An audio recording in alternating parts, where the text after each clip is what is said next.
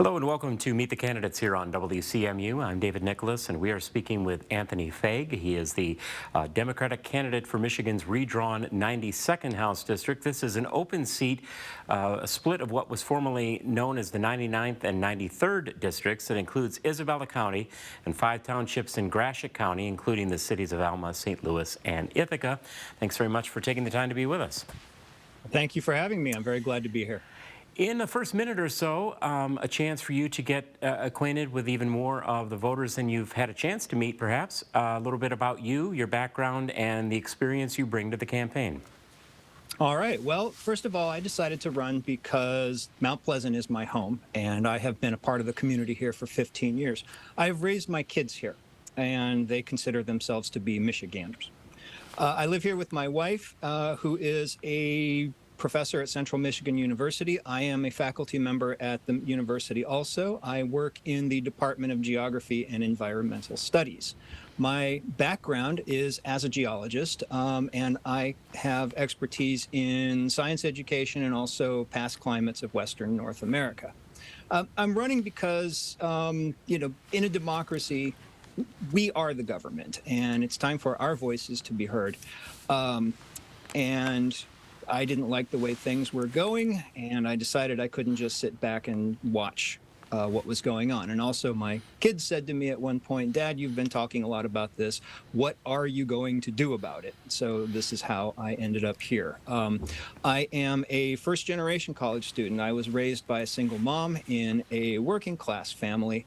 I put myself through college through a long series of part-time jobs and, never had health care until I got my first real full-time job. So I think it's time for people in Lansing, for government to take a mature and rational approach to decision-making and lawmaking, and that includes listening to constituents, being available to constituents, and,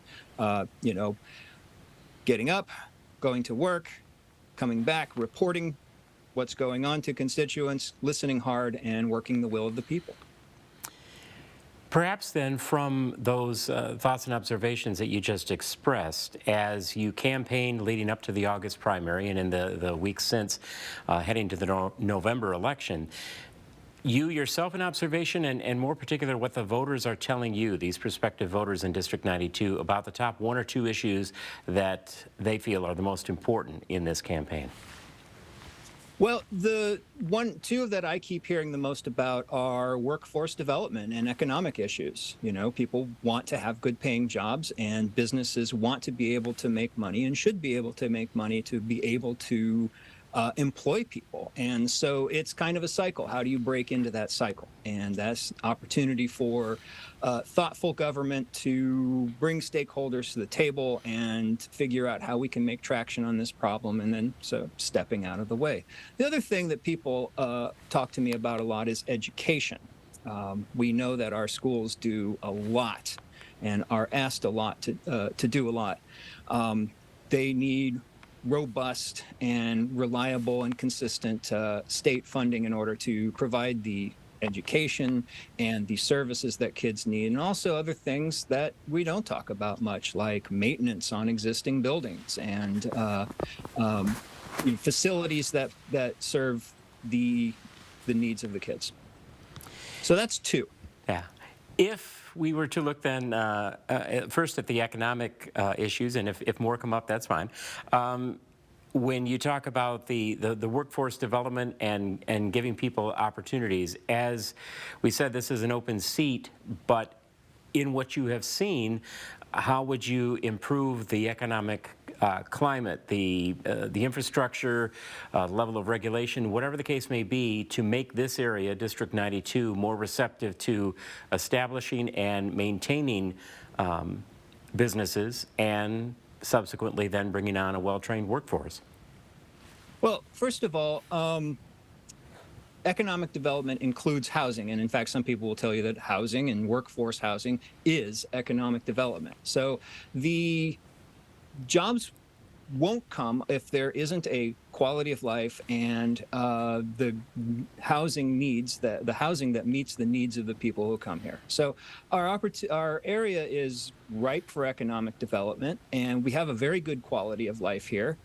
We have a reasonably good infrastructure, and so, what industries can we attract? What can we offer? Well, we have good land, we have good cities, we have a workforce that's ready to go. We are in a position where we can support not only higher education but also skilled trades education.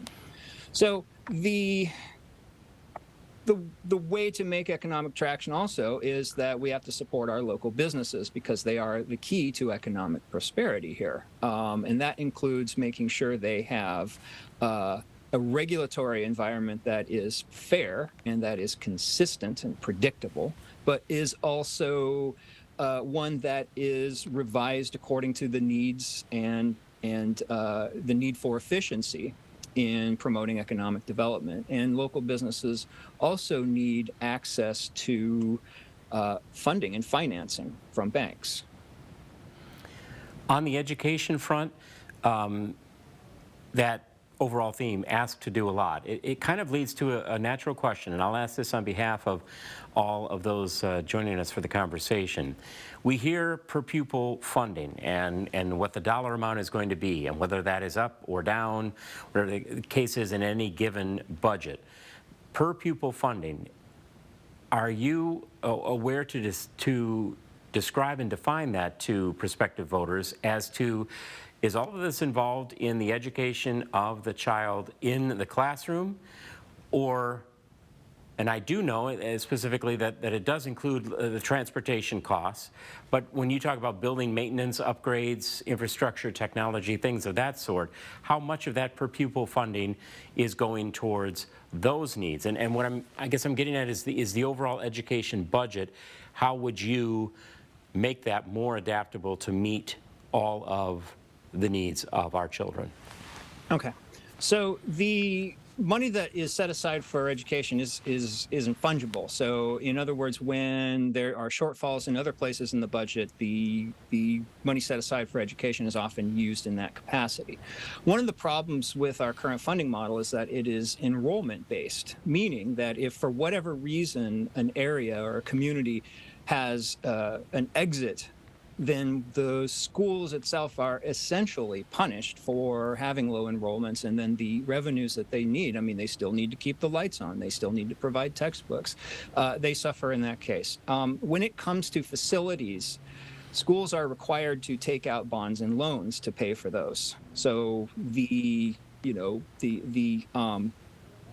ability to maintain a proper facility is then very reliant on millages and on local bonds and on market conditions. So the school budget can be thought of, as a living document that is nimble enough to say, okay, well, we need this here, but we need this here. And so can we have some flexibility to put money into areas that are more in crisis than others?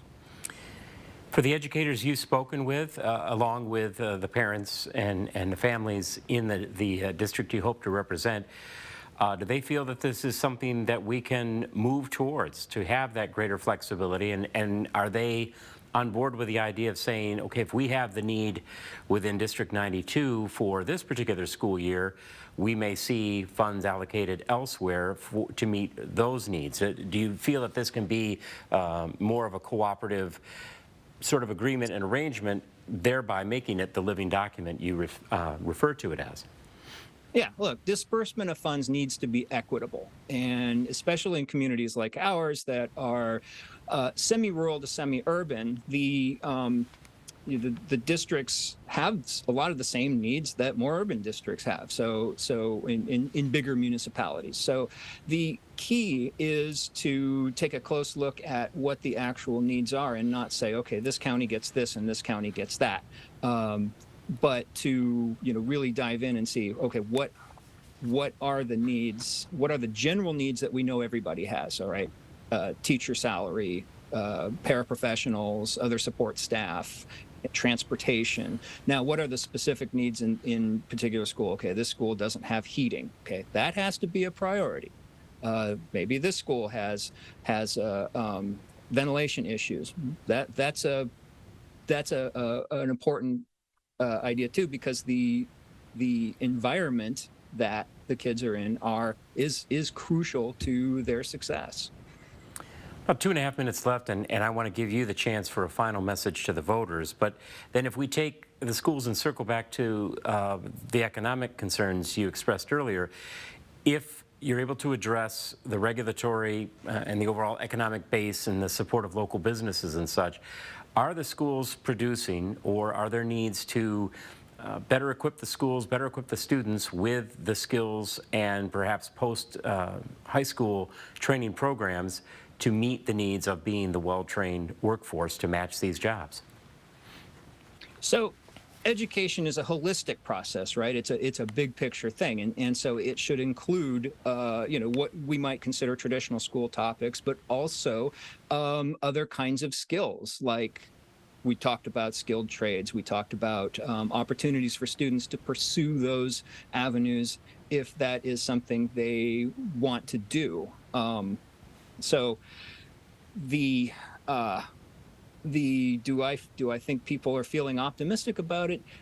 Cautiously so, yes. We have a good sense of where we want to go.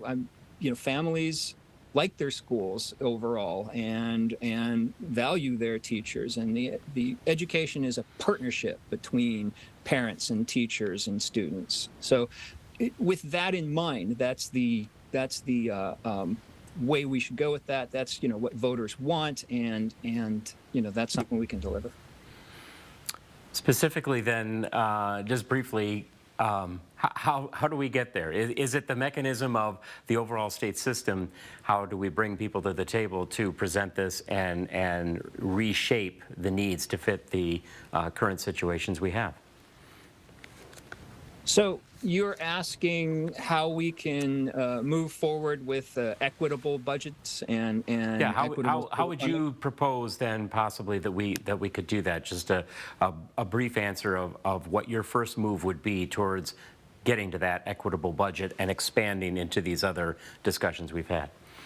Okay, well then, as a representative of this particular district, then what I would need to do is communicate the needs of this region to the committees that are making these decisions in Lansing. So we know that we have some facility issues. We know that we have mental health issues, and we know we have nutritional issues. Most of the district is in a food desert, and so with achieving that, it really takes a lawmaker who's got boots on the ground, knowing what's happening in the schools and has relationships with the administrators, the districts, and the teachers themselves, and of course the students. And finally then, and briefly, if you were to take all of these issues, concerns, honing it down to one message to leave with the voters as they get set to go to the polls, what would that message be? The message is we are in a position to make the future that we want. We have a lot of things that we can accomplish, and we can work together across the aisle, across the region, to get the things done we need to get done. We're ready for that. Well, we appreciate your time speaking to the issues and to these prospective voters in the district you hope to represent. Good luck with the rest of the campaign, and thank you so much for your time. A real pleasure. Thank you, David. We have been speaking with Anthony Feig. He is the Democratic candidate for Michigan's 92nd House District. Remember to get out and cast your vote on Tuesday, November 8th. All qualifying candidates were invited to participate in this series. Following the redraw of Michigan House, Michigan Senate, and congressional districts, check with local officials to make sure you are properly registered. Election Day is Tuesday, November 8th.